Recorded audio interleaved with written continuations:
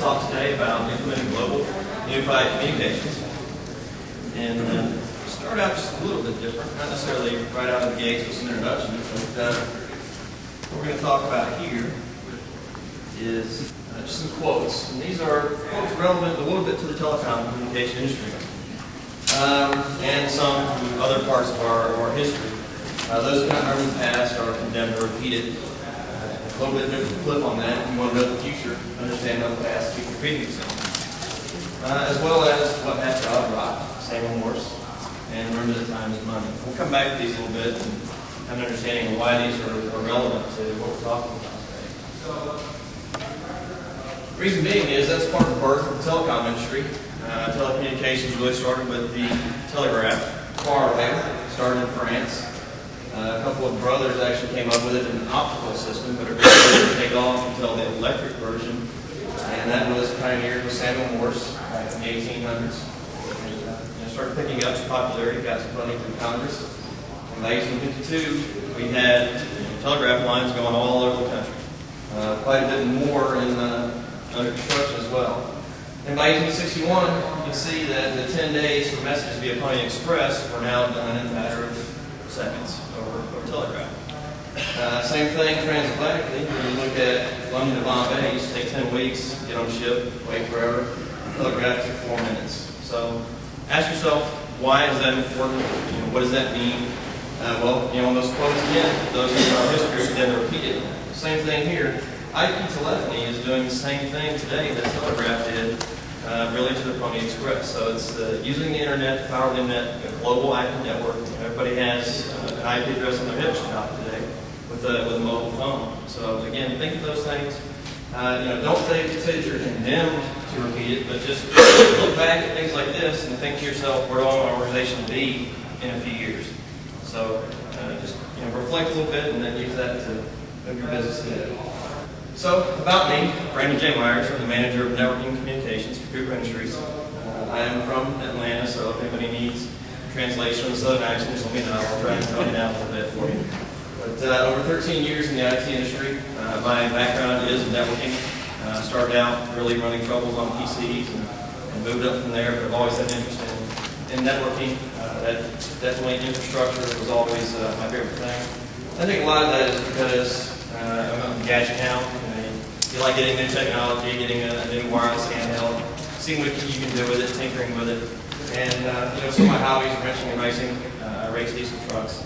So building things and being hands-on, that becomes second nature to me, so I really enjoy that. I work for Cooper Industries, and immediately the first thing everybody says is, oh, Cooper tires. No, we don't make any tires. So if you've used a crescent wrench, you've used our products.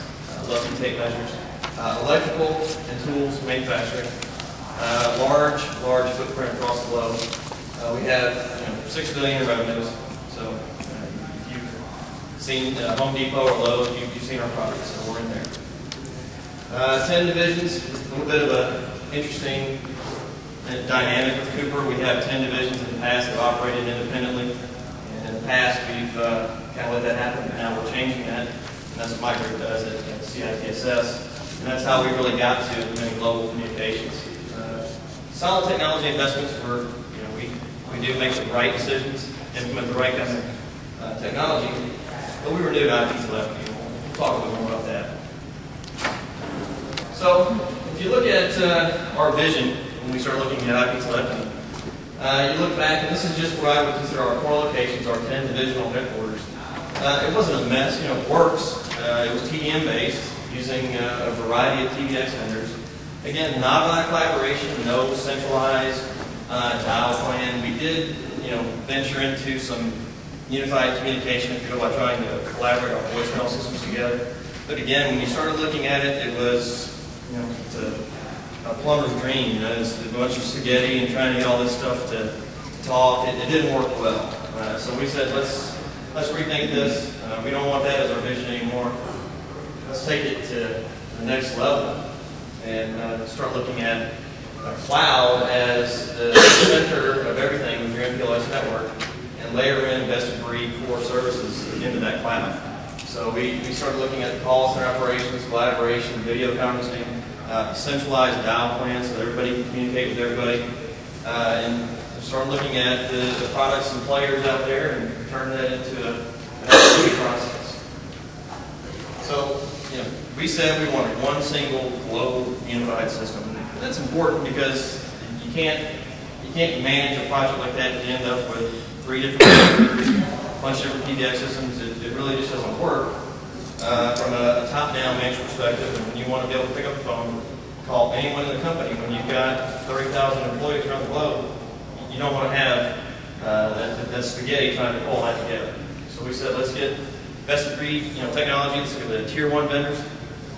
Let's do centralized management. We don't want to have a PBX guy at every single location. It doesn't make sense anymore. Again, you can't, it's herding cats, and these guys are all doing little different things, so make sure that we do centralized management. MPLS, that's certainly a key technology if you're looking at voice over IP. Having a very good WAN architecture is something that you've got to have, and make sure that your engineers understand quality of service issues. Key technology providers and suppliers. Again, that's kind of why we're here at a show like this. We chose CX Tech as our key partner for this. They were already, of course, a hardware provider, of course, but we knew we needed more than just a hardware solution. It's not just about hardware. It's about the people behind it, and we want to do a standards-based, world-class implementation. So you can't mess around with people's voice traffic. That's I wanted to make sure that I put in a system I could hang my hat on, and I didn't want my head to get cut off if voice traffic didn't work. So that's obviously the key thing. The last part was that we knew that we needed key executive support. It doesn't matter if you've got all the propeller heads in line and all your geeks running around and doing the right things. If your executives don't know about it, they don't understand it. So make sure you capture key executive support in their solution. All right, so a little bit of background. How did we end up looking at voice over IP? Our president said, give me 4-digit dial. And if anybody understands a dial plan, when he says that and you've got 30,000 employees, the red flag is up immediately. 4-digit dialing, every employee is never going to work. So understanding that, we said, all right, here's the requirement that's been presented. Let's understand that requirement. Let's educate our executives about that requirement, and then capture the other requirements that they really want. How do you want to be able to communicate? Do you want 4-digit dialing, or do you want to be able to hit the speakerphone button and say, call Brandon Meyers on his mobile phone, and the system calls him? So it was really kind of a quest for discovery, and that's important for your solution. You need to make sure you capture all the requirements, go in and understand what you're trying to accomplish before you buy the hardware. So service the customer better, that was a key element that our execs have been telling us. We need to grow the business, but service the customer better. So how can we do that? Well, again, when you look at a best-of-breed call center application, having a global call center instead of call centers in every division, it's a whole different ballgame. The IP solution allows you to take a call center agent, put them anywhere on your corporate network, so you're no longer tied to a brick-and-mortar PBX with a phone punched down and a headset there. This guy can actually come in on a VPN and work from home if you've got a snow day or a disaster. These guys can work from anywhere. So that was a key metric for us to service our customers better.